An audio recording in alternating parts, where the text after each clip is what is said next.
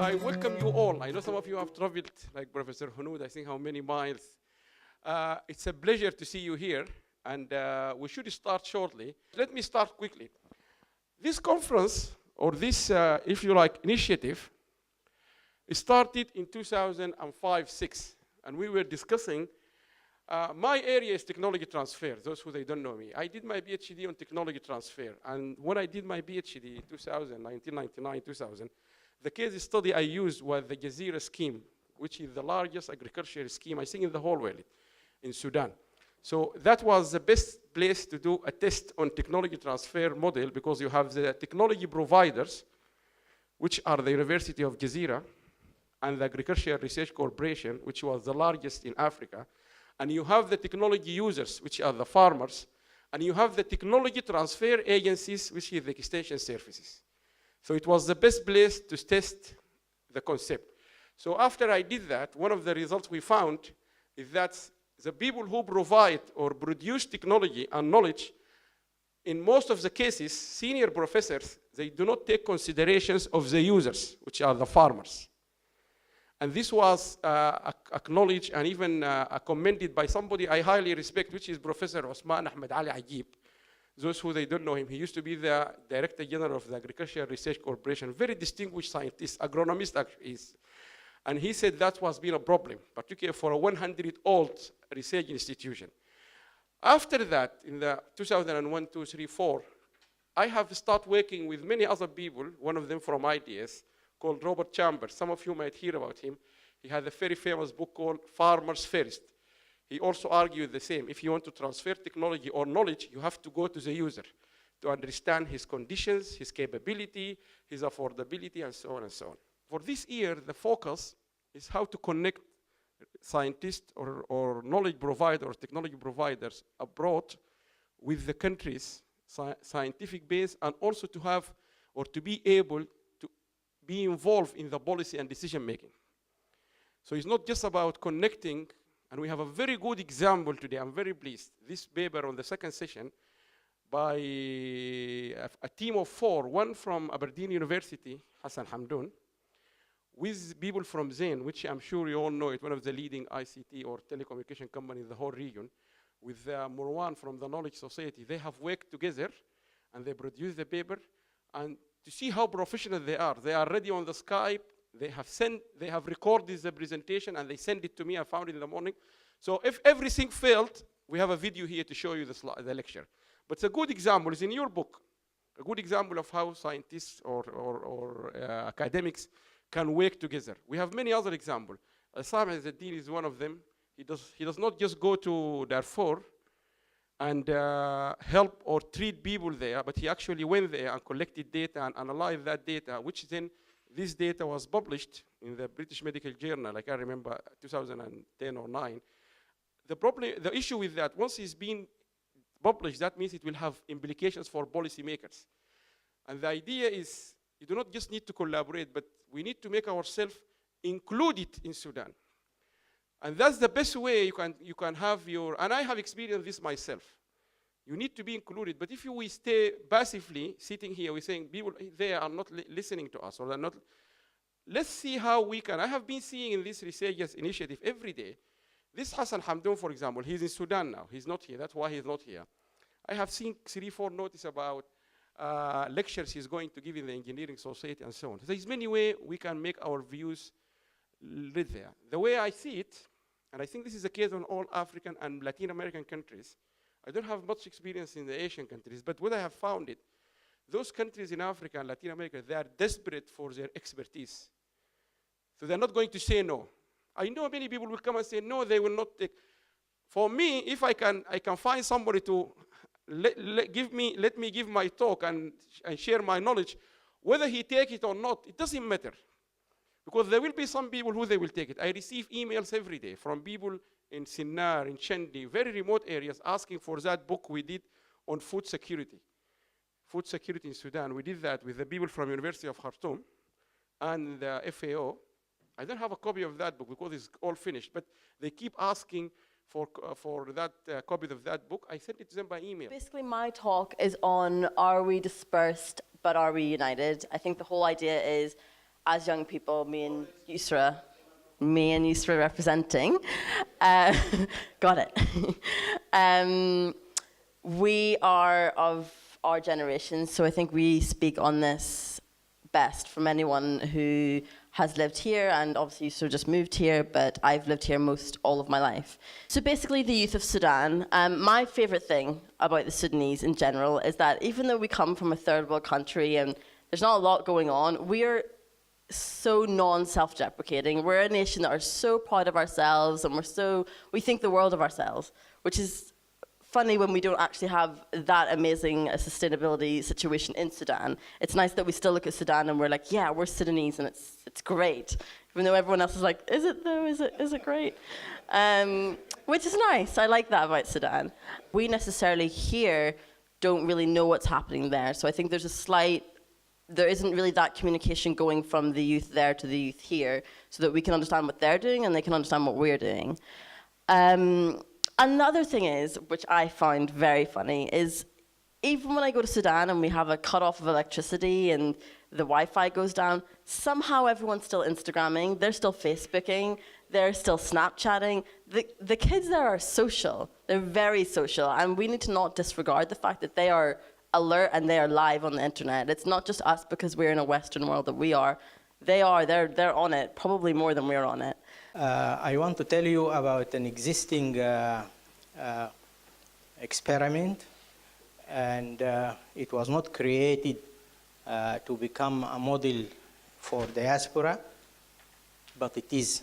The objective of this program is to enable lecturers, that is people lecturing in Sudan is somebody who has a master's degree in the subject, lecturers who hold master's degree to obtain PhD in computer science and information technology in the country, and he should do current research problems, okay? He can come with me and do a PhD. Alhamdulillah, 30 people have done it, but it's not granted that it's current research because you want somebody focusing on a certain area and working on it up to date, okay? And this is scarce in our country, under qualified supervisor and at an affordable cost. The way forward, we want money to fund the participation of our students in international conferences. These are PhD students, and it is their right to go and present their research. Okay, now those sponsored by some agencies can do it, the others cannot afford to do it. Okay, and it is time now. We now admitted batch 6. It is time to study the whole experience and find what is our weakness and how can we improve on the performance. More involvement of diaspora. In this program, we have only 2 Sudanese. One is a professor in the University of Florida and one in Malaysia. Okay. So we wish to have more diaspora. The aim of this study is to assess the standard of nutrition and dietetic services which is delivered to some governmental and special or private hospital in Jeddah city. Also, we want to emphasize the need or the importance of the enrollment of dietitian to be a part of the medical team for controlling and management chronic diseases. Any chronic disease must have a team or medical team. I will just do it here. For health care team for chronic kidney disease, we have, of course, the general practitioner is very important. Also, we have the renal coordinator, which will show the patient how to follow their condition. Also, we have medical social workers to socially help the patient. And the nephrologist or the human or the doctor who is specialized in kidney diseases, and also the pharmacist to show the patient how to use their medication appropriately. And finally, of course, the renal dietitian. To complete the picture here, I have to say that renal dietitian is very important to be involved in any medical team for chronic diseases, and the need of diasporic engagement. This is not only in Saudi Arabia, but also in Sudan. We have many dietitians abroad, even in Saudi Arabia. There are many Sudanese dietitians. One of them is Dr. Najat is here with us, and they are involved, but we are diasporic. Sudan was ranked as the fourth largest exporter of refugees in the world. But if you look at it, the second and the third are Somalia and Afghanistan, and we cannot call them countries because there are no governments there. And Sudanese also was pointed out by an American official as one of the main countries which are working in human trafficking. The tribes which are divided between Eritrea and Sudan are Beni Amir, Habab, Rashaida, Shukriya. And therefore, these people, when they come from Eritrea to Sudan, they become Sudanese. And when they go from Sudan to Eritrea, they are Eritreans. Most Sudanese, they believe that Malaysia is something wonderful. It is wonderful indeed, but it has its own problems. And for us who go, I mean, anybody else who goes to live in a different country, definitely you come through a lot of problems, whether with the society, whether with the system, or sometimes with yourself. And this is what we can discover. We will notice that some of the problems here are created by the students themselves. The Sudanese community in Malaysia, they are part and parcel of African youth in the greater Southeast Asia. Now, some carry Sudanese. Now, you could see the Sudanese youth who come to study. You will find some of them, they have Sudanese passports, but they've never been to Sudan, less lived there for any extended periods of time. One of the very interesting things, if you really want to identify the Sudanese youth there, you will discover that, I mean, normally we say we are Sudanese, and we have certain common features, whether we like it or not. It's very easy to tell whether this is a Somali, or a Nigerian, or an Ethiopian, or a Sudanese, because just taking a little bit background, the cultural background, the mannerisms, the way people do things, I mean, it can tell very much that this is a Sudanese, or that's a Nigerian, and so and so. But in overall, I mean, the features are more or less the same. I mean, for the last 25 years, all my friends, majority of them, if not all, they call me a Nigerian. This is ties with what Basma has said, that in a lot of people in Sudan are very young. Yeah, if you're looking at any clinic in the West, the people will be like here. So I still see patients, you know, I practice in Nottingham, Glasgow. I work in a lot of hospitals in the UK, maybe up to like 40 hospitals. And we see people normally like 55, 65, 75, 85, 95. Last patient was 98, came on a bike. So people in Sudan are a lot younger than people we see in the West. I just felt that there is an infrastructure of healthcare which is developing, but it's still miles away. This is, if you are in hospital, you're still not 100% safe or having the water you need, so you might go around and shop around for water, and you buy it. To be honest, this is a bit old. It's not from this year. So this is a tanker delivering water within the hospital setting. So if you are a relative of a patient, you might need to walk around and buy water for yourself, just to look after yourself and so forth. In concept of neurology and rehabilitation, we have problems that if somebody lost the use of their legs, this young chap is paralyzed. Is paralyzed. So when they use the ability to mobilize, then patients will develop cardiovascular problems because they lose the ability to remain fit. So this chap, this bicycle or wheelchair, mobile, is being developed locally, and he's propelling it with his hands, and that's just exactly what you need. with the wheels. And then somebody else, this is from Eastern Sudan. This is my colleague Oshek and Bashar Hussein. They published this in an older paper. So I find them looking together. So by this, it's just saying you need the science, you need the experience, you need the technology. If you don't have it, that's not the end of the story, because it's just, all of it is expensive. Sometimes some people, they just can't afford to buy what advances and technology you have. Some people will refer to local sort of resources, but using the same amount of knowledge and advance in medicine, they can really remain fit and healthy and very happy. Thank you very much, everybody, and I hope that you have a cup of tea to refresh you, because I'm going to send you to sleep, apparently. So I'm glad to be the first presenter of this session. And as you can see, I will speak about the role of the manufacturing sector in the Sudanese economy.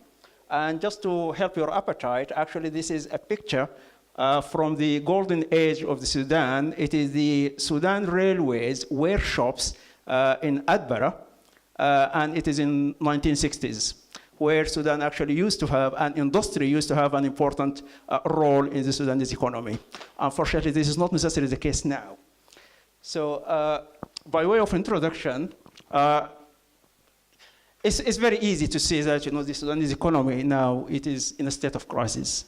And this is not my actual judgment. This is a judgment of economic experts, for example, by Professor Isam Muhammad, who said that the performance of the Sudanese economy is an enigma of failures, even with the potential of country's resources. So it is not a secret anymore. It's fair to say that Sudanese economy is agriculturally based. The role of the industry generally and manufacturing in particular is very small. You can actually say that about 8.5% of the GDP come from the industrial sector, and that shows very low importance.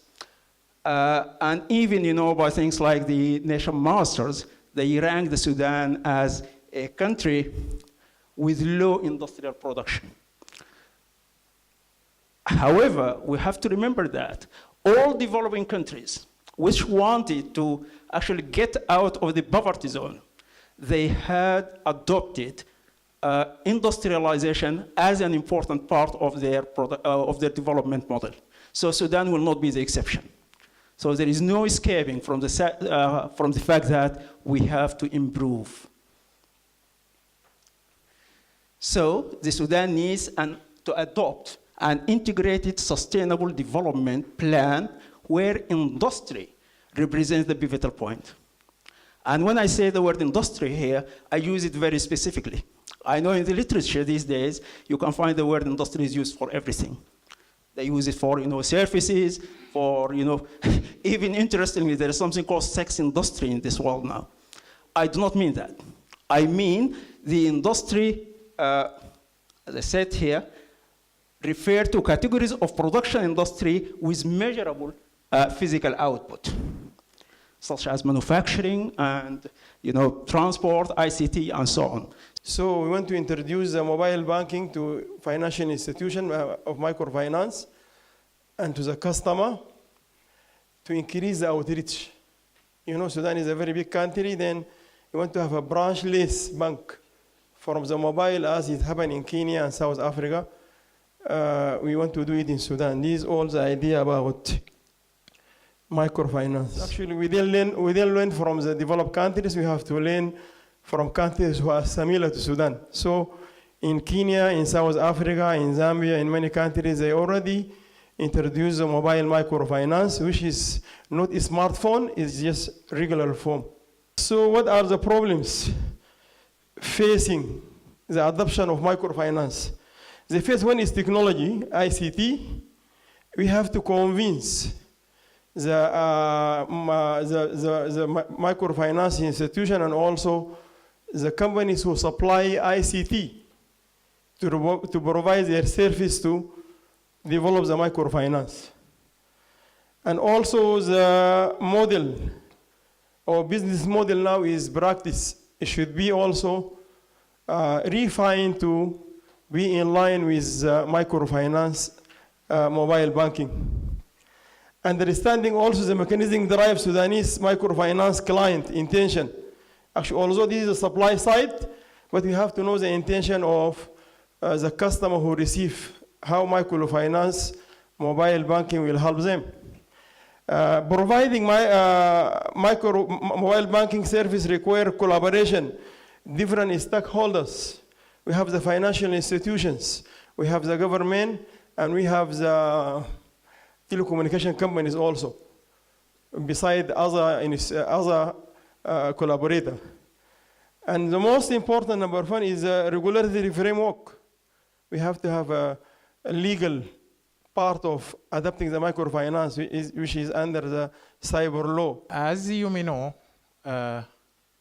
Sudan is an agriculture-based country, and agriculture contributes a lot in providing raw materials, and local industries account for 30% to 40% of export earnings and provide income and employment of major group of the population. However, agriculture consumes a lot of water. And unfortunately, so far, water in Sudan treated just an engineering issue, just to supply water. For what purpose? No one evaluate the water in the field and the returns from using water. And there is a competition on water. I'm trying to evaluate or to put value for water used in agriculture, as agriculture is the biggest consumptive water in the world, and particularly in Sudan. In Sudan, we have Jazeera Irrigated Scheme, is the largest irrigated scheme worldwide. Gash area. We have so many small pumping schemes along the Nile, and agriculture consumes about 95% of our available water in Sudan. So many problems in irrigated schemes. For example, there is a lot of money spent annually on operation and maintenance without significant progress in the output, particularly in Jazeera scheme. Recovery of operation and maintenance cost and other irrigation services costs are very low. There is a huge losses of water, cut out of growing areas. There is an accumulation of silt annually. There is a problem of productivity, low productivity. Also, there is the problem of water-associated diseases. All these problems, unfortunately, comes from low value of water. The title of my research is The Economic Impact of Migration on the Welfare of Ethiopian Households. And this research is basically, what I'm basically trying to do is I'm looking at the impact migration has on the consumption expenditure of households. And in order to do that, I need to look and study and analyze the factors that determine the consumption expenditure of households in Ethiopia. And And I'd like to also add that although this research is purely focused on Ethiopia, I think it reflects to an extent the realities in many developing countries. And I think you can draw from it and draw parallels to Sudan. And based on my own experience of living in Sudan, we do exhibit similar migration patterns in Sudan. And before I start, I want to define what I mean by migration. When I say the word migration, I'm referring to both internal migration, so it's when people move from rural to rural areas or rural to urban areas. And when I refer to international migration, I'm referring to people who move from either rural or urban areas to other countries. And in the case of Ethiopia, a lot of migrants move to Sudan, Saudi Arabia, Israel, and the USA. Those are the four most popular destinations for Ethiopian migrants.